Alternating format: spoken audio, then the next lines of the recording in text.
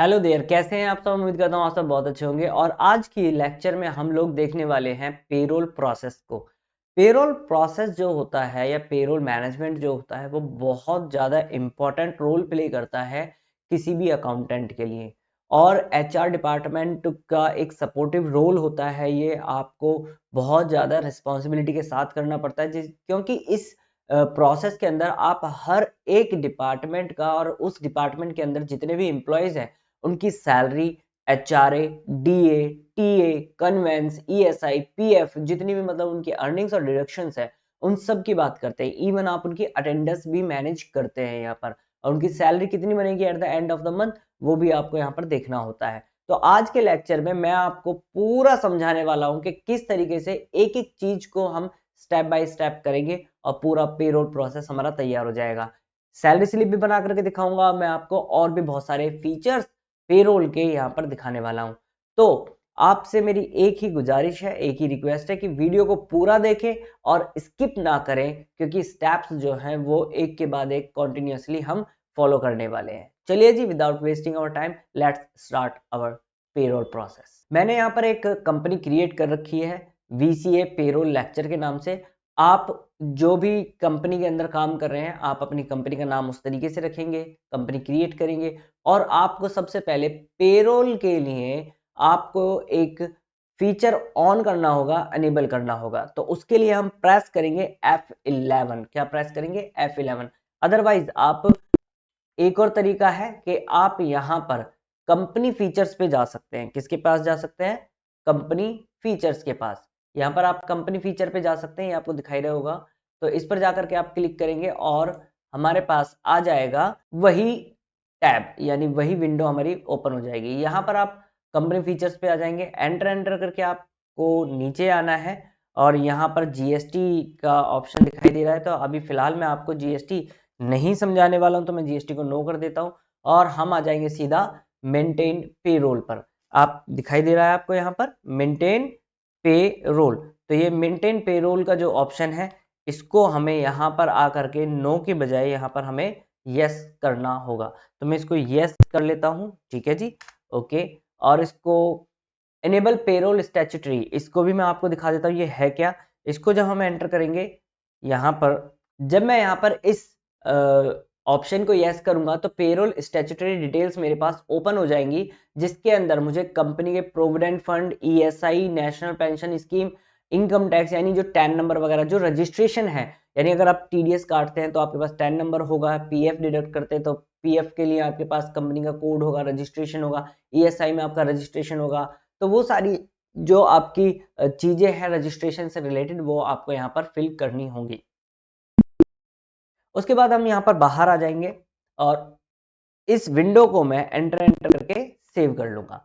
मेरा पेरोल का जो ऑप्शन है वो अनेबल हो चुका है। अब हमें क्या करना है? हमें जाना है क्रिएट के अंदर। हमें कहा जाना है? Gateway of tally. और इसके अंदर हमें क्रिएट वाले ऑप्शन पे जाना होगा, एंटर करेंगे और उसके बाद हमें आना होगा यहाँ पर पेरोल मास्टर्स के अंदर। ये पेरोल मास्टर्स आपको दिखाई दे रहा होगा। इसके अंदर आपको पेरोल मास्टर्स में देखिए क्या क्या मिलता है। आपको एम्प्लॉय का ग्रुप मिल जाता है, एम्प्लॉय यूनिट, अटेंडेंस, पे हेड्स और पेरोल वाउचर टाइप। हम स्टेप बाय स्टेप एक एक चीज को समझने वाले हैं कि हम इसमें क्या क्या करेंगे। ठीक है जी, पूरा प्रोसेस ध्यान से देखिएगा और वीडियो को स्किप बिल्कुल मत कीजिएगा, क्योंकि एक एक स्टेप जब आप प्रॉपरली फॉलो करेंगे तभी जाकर के आपका पेरोल का जो प्रोसेस है, वो आउटकम, जो रिजल्ट है, वो प्रॉपर तभी आ पाएगा। चलिए जी, देखते हैं इसको। तो सबसे पहले मैं एम्प्लॉय ग्रुप क्रिएट कर लेता हूं। एम्प्लॉय ग्रुप में आने के बाद में आपको यहां पर अपने डिपार्टमेंट वाइज या जिस भी तरीके से आप ग्रुप बनाना चाहते हैं, डिपार्टमेंट वाइज बनाना चाहते हैं, लोकेशन वाइज बनाना चाहते हैं, तो आप अपने एम्प्लॉय का डेटा जिस हिसाब से रखना चाहते हैं उस हिसाब से आपको यहाँ पर ग्रुप बनाने होंगे। फिलहाल मैं डिपार्टमेंट के हिसाब से बना लेता हूं, तो मैं यहाँ पर एक डिपार्टमेंट बना लेता हूँ, अकाउंट्स डिपार्टमेंट हो गया मेरा। और इसको एंटर एंटर करके सेव कर लेंगे। मैं यहाँ पर सैलरी डिफाइन नहीं कर रहा हूं। ये जो मेरा डिफाइन सैलरी का ऑप्शन आ रहा है ना, ये जो मेरा ऑप्शन आ रहा है डिफाइन सैलरी, इसको मैं अभी नो ही रहने दूंगा और इसको सेव कर लेंगे। एक मैं बना लेता हूँ सेल्स डिपार्टमेंट, एक हम बना लेते हैं यहाँ पर sales department. Okay sir, sales department हो गया जी। इसको भी एंटर एंटर करके सेव कर लेंगे और एक मैं HR डिपार्टमेंट बना लेता हूँ। ठीक है जी, ये मैंने 3 डिपार्टमेंट क्रिएट कर लिए हैं। तो एम्प्लॉय ग्रुप में आकर के मैंने डिपार्टमेंट क्रिएट किए हैं। उसके बाद आपको एम्प्लॉय क्रिएट करने हैं, तो एम्प्लॉय यहाँ पर आप क्रिएट कर सकते हैं। आपके एम्प्लॉय का डेटा जो है वो आपको यहाँ पर क्रिएट करना है। फॉर एन एग्जाम्पल, हमारे पास एक एम्प्लॉय है रोहन शर्मा, तो यहाँ रोहन शर्मा आ गई जी। और ये किस ग्रुप में, मतलब किस डिपार्टमेंट में है, तो ये अकाउंट्स डिपार्टमेंट के एम्प्लॉय है, तो अकाउंट्स डिपार्टमेंट ले लिया। Date of joining, date of joining यहाँ पर आपको दिखाई दे रहा होगा, तो डेट ऑफ ज्वाइनिंग जो भी आपके एम्प्लॉय की डेट ऑफ ज्वाइनिंग है वो यहाँ पर मेंशन करेंगे। फिलहाल मैं सैलरी डिफाइन नहीं कर रहा हूं। उसके बाद एम्प्लॉय नंबर, तो एम्प्लॉय की आईडी वगैरह जो भी है वो आप यहाँ डाल लेंगे। डेजिग्नेशन, मतलब उस एम्प्लॉय रोहन शर्मा जो है वो क्या है, उसकी पोस्ट क्या है, तो रोहन शर्मा जो है अकाउंट्स में मैनेजर है। और इसका फंक्शन क्या है, तो इसका काम है अकाउंटिंग करना, अकाउंटिंग। ओके, लोकेशन, अब हो सकता है ना दोस्तों कि हमारी जो हेड ऑफिस है वो किसी और लोकेशन पर है, ब्रांच किसी और लोकेशन पर है, तो हम अपने मैनेजर को अपॉइंट तो कर रहे हैं लेकिन उसकी लोकेशन जो है, यानी जो काम करने की लोकेशन है वो अलग हो, तो उस हिसाब से आप लोकेशन यहाँ पर अपना डालेंगे। फिलहाल हमारे पास कोई ऐसा इश्यू नहीं है, तो मैं फरीदाबाद ही डाल लेता हूँ यहाँ पर। जेंडर मेल डाल लेते हैं, डेट ऑफ बर्थ जो भी होगी उसकी वो डालेंगे। ब्लड ग्रुप आपको एक्चुअल डेटा यहाँ पर फिल करना होगा। फिलहाल मैं ऐसे ही बी पॉजिटिव डाल लेता हूँ इसके अंदर। ठीक है जी। और फादर्स और मदर्स नेम भी हम डाल सकते हैं, जैसे मैं डाल लेता हूँ यहाँ पर श्री मोहन लाल। ठीक है जी। स्पाउस नेम, अगर ये मैरिड है रोहन शर्मा तो उसकी वाइफ का नाम आ जाएगा। एड्रेस, हम उसका एड्रेस डाल सकते हैं यहाँ पर। लेट सपोज हमने डाल दिया हाउस नंबर 654/2 और फरीदाबाद डाल लेते हैं फिलहाल के लिए। ठीक है जी, आप एक्चुअल डेटा डालेंगे। फोन नंबर डाल सकते हैं, उसका ईमेल आईडी डाल सकते हैं। उसके बाद बैंक डिटेल, इसको हम यूएस करेंगे तो यहाँ पर रोहन शर्मा का जो बैंक अकाउंट डिटेल है हमें वो फिल करनी होगी। उसका account number, let suppose account number में डाल लेता हूँ for an example. IFSC code हम डाल सकते हैं इसके अंदर। ओके जी, ठीक है। उसके बाद बैंक नेम डालना है, ब्रांच डालना है, और हम उसको किस तरीके से ट्रांसफर करते हैं, तो ई फंड ट्रांसफर करते हैं। एंटर एंटर करके इसको मैंने सेव कर लिया। ठीक है जी। चलिए दोस्तों, उसके बाद इनकम टैक्स यानी पैन नंबर, उस एम्प्लॉय का पैन कार्ड नंबर आपको डालना होगा यहाँ पर। फॉर एन एग्जाम्पल मैं यहाँ पर पैन कार्ड नंबर डाल लेता हूँ। ओके, चलिए जी, आधार नंबर भी हमें उसका डालना पड़ेगा। चलिए जी, बहुत बढ़िया।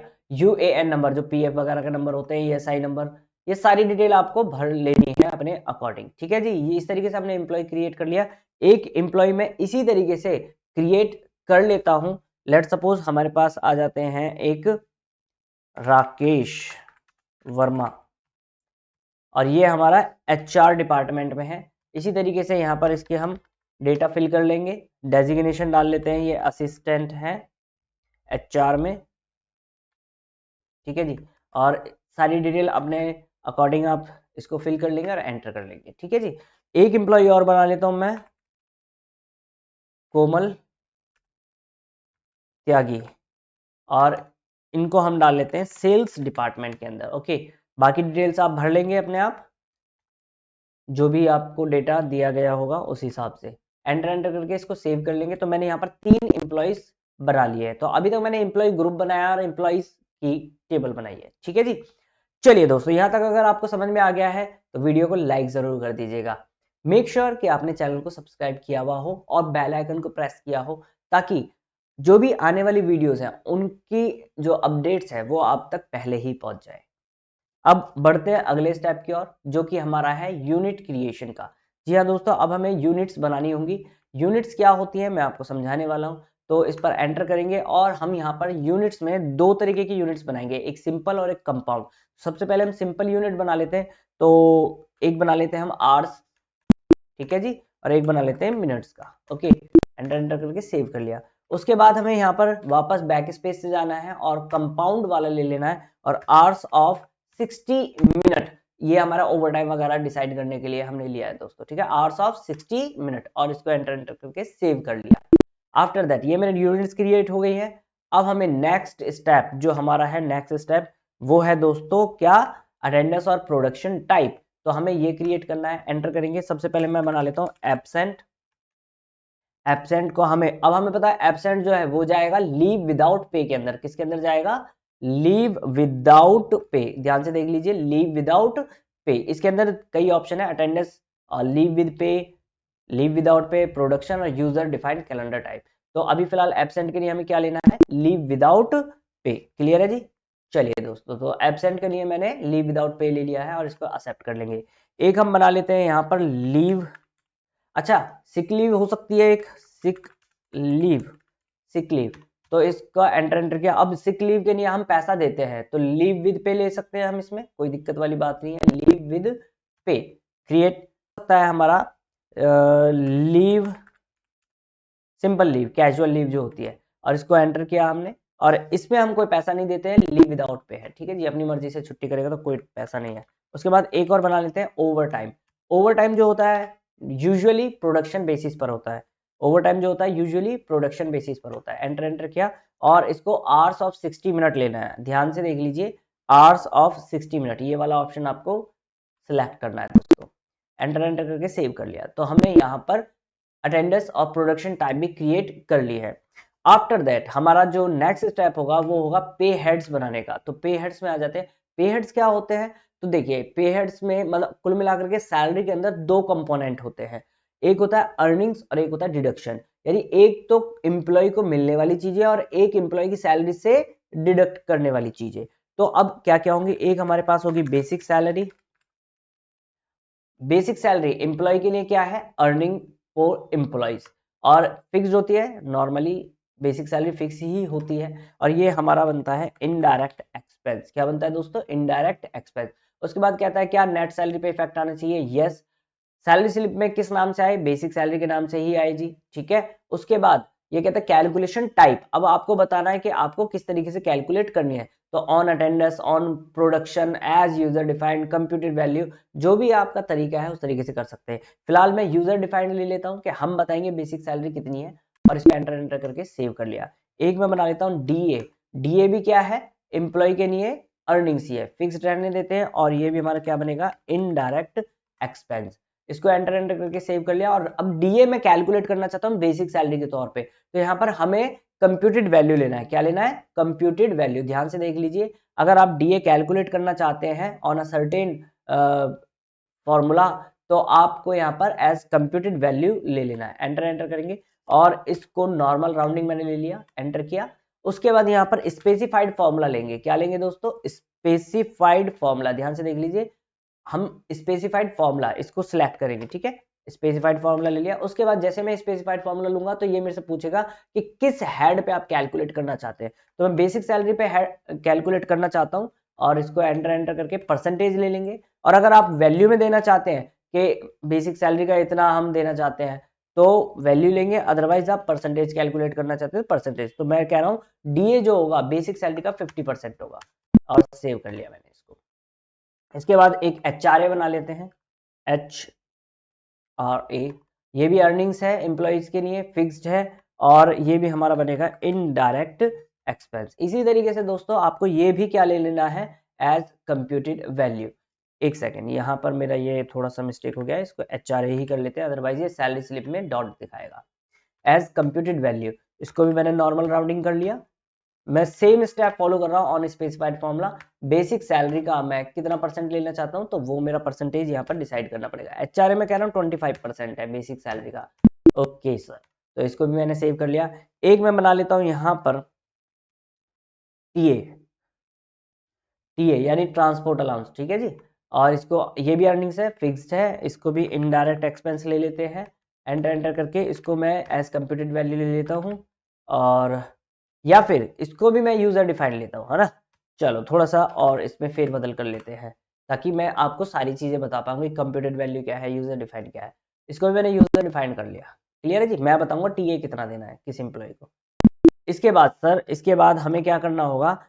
पीएफ का एक हमें बनाना होगा, प्रोविडेंट फंड। ये हमारी क्या है? एम्प्लॉय की डिडक्शन है, एम्प्लॉयज स्टैट्यूटरी डिडक्शन या फिर डिडक्शन फ्रॉम एम्प्लॉयज। ठीक है, दोनों में से आप कोई भी इस्तेमाल कर सकते हैं। ये आएगा आपका करंट लाइबिलिटीज के अंदर, क्योंकि हमारी लाइबिलिटी है, हमें पे आउट करनी पड़ेगी। और इसको मैं ले रहा हूँ एज कंप्यूटेड वैल्यू। उसके बाद normal rounding, on specified formula, basic salary का मैं 12% यहाँ पर पीएफ डिडक्ट करने वाला हूँ। ओके, इसको सेव कर लेंगे। इसके बाद ESI एम्प्लॉय स्टेट इंश्योरेंस, ये भी डिडक्शन में चला जाएगा, करंट लाइबिलिटी के अंदर चला जाएगा ये भी। और एंटर एंटर करके इसको भी कंप्यूटेड वैल्यू ले लिया। नॉर्मल राउंडिंग कर लेते हैं इसकी भी, और स्पेसिफाइड फॉर्मूला। उसके बाद बेसिक सैलरी का ये जो है 0.75% करता है ना दोस्तों एम्प्लॉय का, एंटर एंटर किया, सेव कर लिया। क्लियर है जी? यहां तक मैंने सारे पे हेड्स क्रिएट कर लिया है दोस्तों। तो पे हेड्स में मैंने बना लिया है अर्निंग्स भी और डिडक्शंस भी। क्लियर है जी? चलिए बहुत बढ़िया। उसके बाद हमें एक पे हेड और बनाना है इसी के अंदर ही, सैलरी पेबल के नाम से, सैलरी पेबल के नाम से। और यहाँ पर पेरोल के लिए हमें इसको इस्तेमाल नहीं करना है, तो इसको नॉट एप्लीकेबल कर दिया और इसको डालेंगे करंट लायबिलिटी में। ये एक तरह से मैंने लेजर बना लिया है, ठीक है। सैलरी पेबल के नाम से बनाया, नॉट एप्लीकेबल किया क्योंकि पे हेड टाइप कुछ भी नहीं है ये, और इसको करंट लायबिलिटीज में रख लिया, एंटर एंटर करके सेव कर लिया। उसके बाद हम आएंगे दोस्तों पेरोल वाउचर टाइप पर। पेरोल वाउचर टाइप मैं फिर से आपको बता देता हूं कि कोई भी स्टेप मिस मत कीजिएगा, क्योंकि तभी आपका पूरा पेरोल का प्रोसेस जो है कंप्लीट हो पाएगा और आपका डिजायर्ड रिजल्ट जो है वो तभी आ पाएगा। क्लियर है जी? चलिए जी, यहाँ पर हम आ जाते हैं किसके ऊपर, अब पेरोल वाउचर टाइप पर। तो आपको यहाँ पर एक सैलरी स्लिप के नाम से बना लेना है, या पे स्लिप जो भी आप चाहते हैं उसके हिसाब से, और इसको डालेंगे पेरोल के अंदर, एंटर एंटर करके। बाकी किसी ऑप्शन को हमें नहीं छेड़ना है, एंटर एंटर करके यहाँ पर आ जाना है। यहाँ पर भी हम लिखेंगे सैलरी स्लिप, ठीक है, पे स्लिप, सैलरी स्लिप, जो भी आप लिखना चाहते हैं लिखा। इसके बाद एंटर करेंगे, end of list, end of list करेंगे, और यहाँ पर हम लेंगे salary payable. Salary payable laser का नाम हमने सैलरी पेबल लिया, एंटर एंटर करके इसको भी हमने सेव कर लिया। चलिए जी, अब मेरा यहाँ तक का पेरोल का प्रोसेस पूरा कंप्लीट हो चुका है दोस्तों। हमारा यहाँ पर पूरा पेरोल का प्रोसेस जो है वो कंप्लीट हो गया है। अब आपको क्या करना है, अब आपको आना है यहाँ पर ऑल्टर के अंदर और डिफाइन सैलरी पे जाना है आपने, क्योंकि अभी तक सैलरी को डिफाइन नहीं किया है। आपको जाना है डिफाइन सैलरी के ऊपर, ठीक है जी। इस पर आप एंटर करेंगे, और आप डिपार्टमेंट वाइज भी कर सकते हैं, अदरवाइज एम्प्लॉय वाइज भी कर सकते हैं। तो पहले मैं कोमल त्यागी की बात कर लेता हूँ। एप्लीकेबल जो है वो 1 अप्रैल 2024 से है। पे हेड्स ले लेते हैं, बेसिक सैलरी हो गया मेरा। उसके बाद मैंने डीए ले लिया, उसके बाद मैंने एचआरए ले लिया, और टीए ले लिया। After that ESI and PF, ठीक है जी। एंड ऑफ लिस्ट करेंगे और इसको सेव कर लेंगे। ऐसे ही मैं अकाउंट्स के लिए जो राकेश वर्मा है, सॉरी, उनका भी मैं ले लेता हूँ 1 अप्रैल 2024, और बेसिक सैलरी ले लेते हैं, डीए ले लेते हैं, एचआरए ले लेते हैं, टीए ले लेते हैं, ईएसआई ले लेते हैं, पीएफ ले लेते हैं, और इसको एंड ऑफ लिस्ट कर लिया जाएगा। इसी तरीके से मैं रोहन शर्मा का भी कर लेता हूँ। एप्लीकेबल जो है 1 अप्रैल 2024 से है। बेसिक सैलरी ले लेते हैं, डीए ले लेते हैं, एचआरए, उसके बाद मैंने ले लिया यहाँ पर TA, ESI, after that PF ले लिया। एंड ऑफ लिस्ट करेंगे और इसको सेव कर लेंगे। इसको सेव करने के बाद में आपको आना है वाउचर्स के अंदर, F10 प्रेस करेंगे। सो गाइज, अब आपको जाना है वाउचर्स के अंदर, और आप यहाँ पर F10 प्रेस करेंगे, और अटेंडेंस आपको यहाँ पर दिखाई दे रहा होगा पेरोल वाउचर के अंदर। ये पेरोल वाउचर में अटेंडेंस दिखाई दे रहा है, इसको आपको एंटर करना है, और सबकी अटेंडेंस आपको 1 बाय 1 डालनी है। सबसे पहले मैं कोमल त्यागी की बात करता हूँ। कोमल त्यागी जो है एबसेंट 2 दिन रही है। फिर कोमल त्यागी की ही बात कर लेते हैं, उन्होंने जो लीव ली है वो 1 दिन ली है। उसके बाद कोमल त्यागी की ही बात करते हैं। ओवर टाइम जो किया है कोमल त्यागी ने वो किया है 25 घंटे का। ओके, उसके बाद मैं राकेश वर्मा की इसी तरीके से डेटा फिल कर लेता हूं, और एब्सेंट मैंने डाल ली है, उनकी लीव डाल लेता हूं मैं, और उसके बाद राकेश वर्मा का ओवर टाइम मैं फिल कर लेता हूं, ठीक है जी। आफ्टर दैट मैंने रोहन शर्मा का भी डेटा मैं ले लेता हूं इसी तरीके से। रोहन शर्मा का एब्सेंट हो गया है, लीव ले लेते हैं उनकी, और रोहन शर्मा का ओवर टाइम भी हम यहाँ पर मेंशन कर लेते हैं। ठीक है दोस्तों, इस तरीके से आप यहाँ पर सारा डेटा अपने हिसाब से बना लेंगे। उसके बाद कंट्रोल ए से इसको सेव करेंगे। फिर से आप F10 प्रेस करेंगे, और इस बार आपको पेरोल पे आना है। ठीक है, ये आपको पेरोल दिखाई दे रहा है यहाँ पर, इस पेरोल पर आपको यहाँ पर आना है। जैसे ही आप पेरोल पर आएंगे, सबसे पहले यहाँ पर आपको सैलरी पेबल ले लेना है, और यहाँ पर आपको मैनुअली टाइप नहीं करना है, आपको कंट्रोल F प्रेस करना है कीबोर्ड से, या फिर आपको यहाँ पर ऑटोफिल का एक ऑप्शन दिखाई दे रहा होगा, इसको भी आप क्लिक कर सकते हैं। ठीक है जी, तो ऑटोफिल मेरा डेटा हो जाएगा पेरोल। यूजर डिफाइन लेना है यहाँ पर, और मैं सैलरी जो बना रहा हूँ वो कब से कब तक की बना रहा हूँ, तो उस हिसाब से यहाँ पर एंटर कर लीजिएगा। एंटर एंटर करेंगे और इसको सेव कर लेंगे। यहाँ पर मेरे पास देखिए अब कोमल त्यागी, राकेश वर्मा, रोहन शर्मा, का जो डेटा आया है वो बेसिक सैलरी और टीए का आया है सिर्फ। इसका मतलब जो मैंने यूजर डिफाइंड करी थी चीजें, जो मैंने पे हेड्स बनाते वक्त यूजर डिफाइंड मैंने जो लिया था, तो यहां पर मैं बता रहा हूं कि बेसिक सैलरी कितनी कितनी उनको देनी है। तो कोमल त्यागी को हम बेसिक सैलरी देते हैं 15,000 रुपए की, टीए जो मैं देता हूं उनको 2500 रुपए का देता हूं।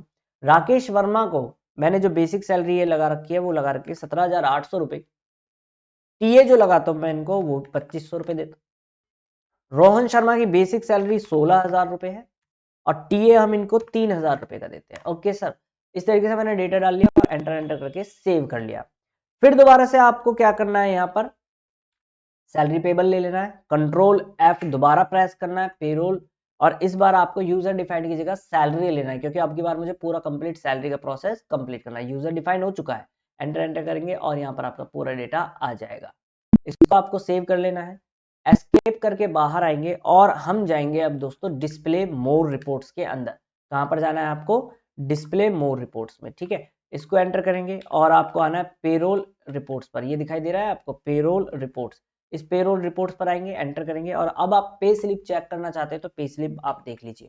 पहले मैं कोमल त्यागी की दिखा देता हूं, इस तरीके से आप कोमल त्यागी की पे स्लिप जनरेट कर पाएंगे। तो एक बार ध्यान से देख लीजिए, सारा डेटा जो है वो कोमल त्यागी का आ चुका है।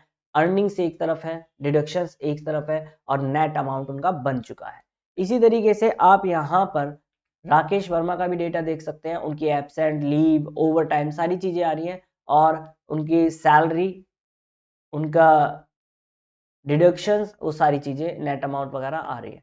इसी तरीके से आप यहाँ पर रोहन शर्मा का भी देख सकते हैं। क्लियर है जी। इसके बाद यहाँ पर पे शीट का एक ऑप्शन है, पे स्लिप हो गया, इंडिविजुअल पे शीट क्या है, आप पे शीट में जाकर के डिपार्टमेंट वाइज भी चेक कर सकते हैं कि इस डिपार्टमेंट में कौन है और उसकी क्या सैलरी है, या फिर आप ऑल आइटम्स पे जाकर के देख सकते हैं सभी की, account department, HR department, sales department, इस तरीके से आपका डेटा आ जाएगा और उस एम्प्लॉय की यहाँ पर डेटा भी आप देख सकते हैं, उसका टोटल डिडक्शन क्या है, नेट अमाउंट क्या है, पीएफ ईएसआई कितना है, तो ये सारी चीजें आप देख सकते हैं। उसके बाद नेक्स्ट ऑप्शन क्या है, अटेंडर शीट का, वो देख सकते हैं।